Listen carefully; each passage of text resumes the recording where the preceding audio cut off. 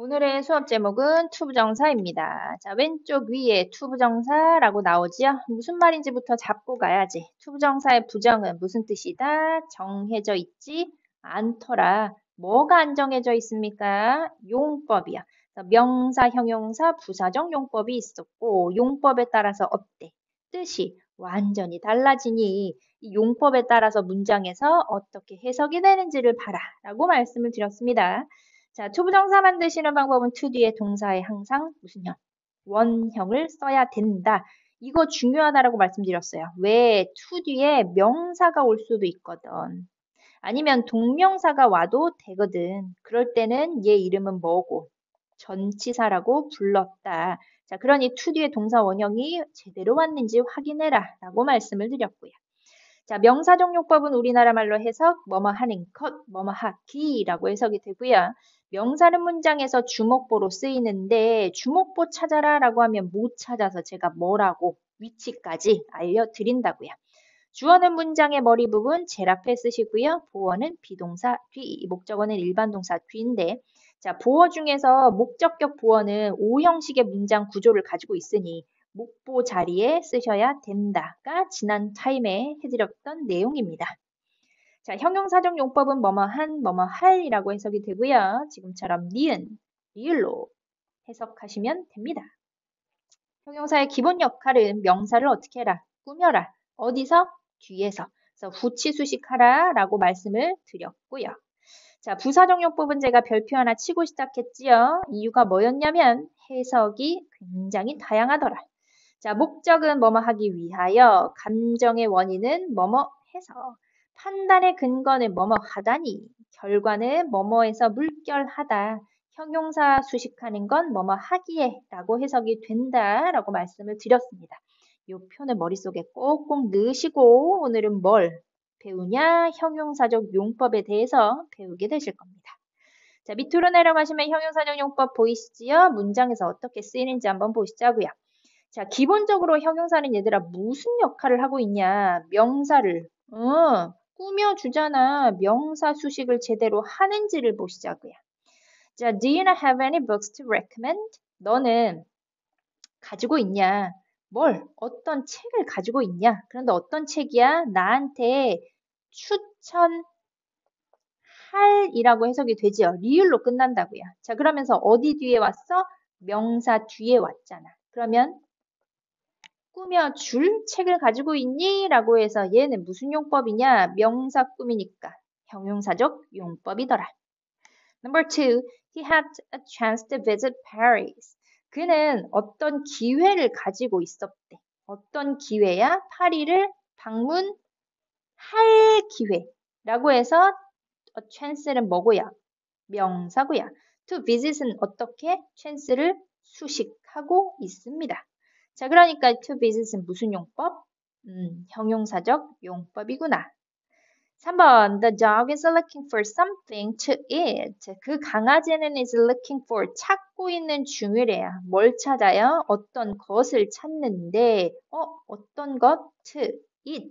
먹을 어떤 것을 찾고 있다라고 해서 뭐뭐을 라고 해석이 되고요. to eat은 thing을 이렇게 후치수식하고 있습니다. 뒤에서 꾸민다고요. 자, something처럼 thing로 끝나면 뒤에서 치고 들어가야 돼. 그래서 뒤에서 수식을 하거든요. 그런 아이들이 몇 개 더 있습니다. 오른쪽 위로 가시면 보이시지요? 자, 공식입니다. thing이나 body나 one으로 끝나면 뒤에 형용사를 하나 쓰시고 뒤에 투부정사를 쓰시면 됩니다. 그래서 이 투부정사는 누구를 꾸며줄까? 잘 봐. 앞에 있는 thing이나 body나 one처럼 명사를 꾸미셔야 된다고요. 그러니까 어순이 명사 쓰고 형용사 쓰고 그리고 투부정사를 쓰는 어순을 갖추고 있다라는 뜻입니다. 예시 문장 보실래요? I have something interesting to tell you. 나는 have 가지고 있어. 뭘? something 어떤 걸 가지고 있는데 명사 그 어떤 건 interesting 흥미로운 거야. 그런데 그 흥미로운 게 to tell you 너한테 말해 줄 어떤 것이야. 라고 해서 어순 잘 보세요. something 명사 썼고요. interesting 형용사 썼고요. to tell you 해서 얘는 thing을 수식하고 있는 형용사적 용법입니다.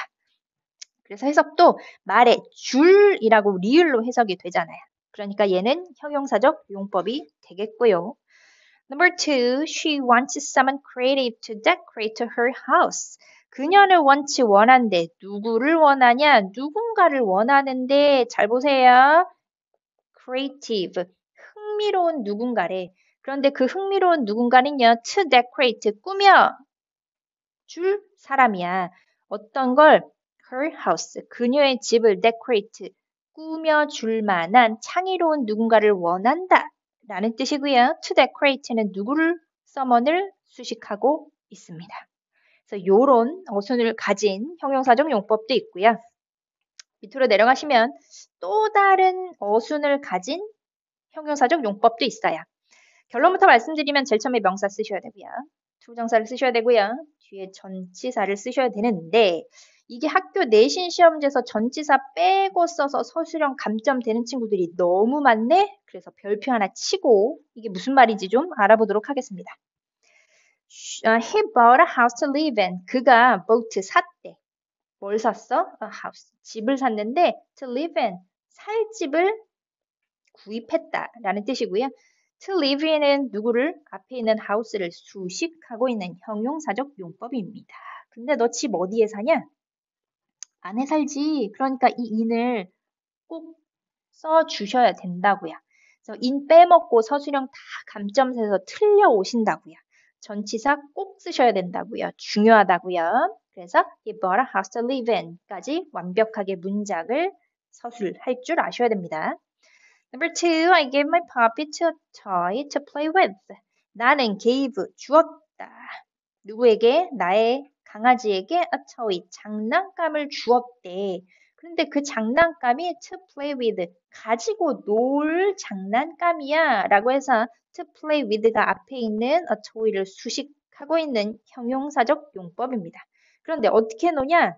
가지고 놀아야지, 같이 놀아야지 라고 해서 뒤에 있는 이 with라는 전치사를 꼭 쓰셔야 된다고요.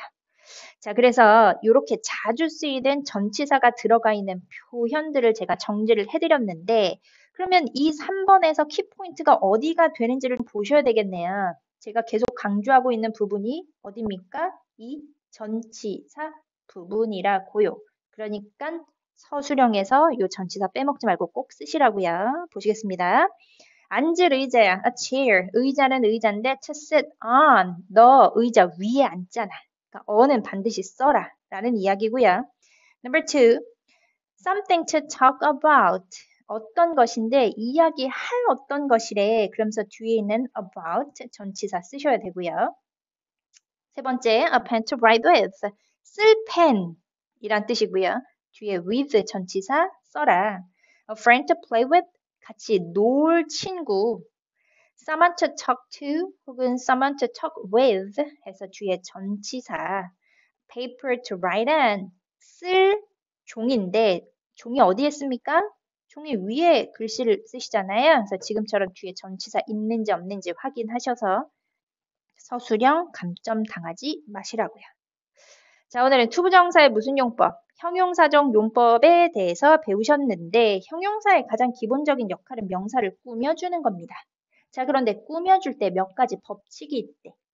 thing이나 body나 one으로 끝나면 어디서 후치 수식 하셔야 되고요. 자, 그런데 뒤에 쓸 때 전치사 같은 거 빼먹고 쓰면 된다, 안 된다? 안 된다. 이런 내용들이 형용사적 용법에 들어가 있습니다. 중요합니다. 꼼꼼하게 외우시고 문제 풀어보시면 되겠습니다. 고생하셨어요.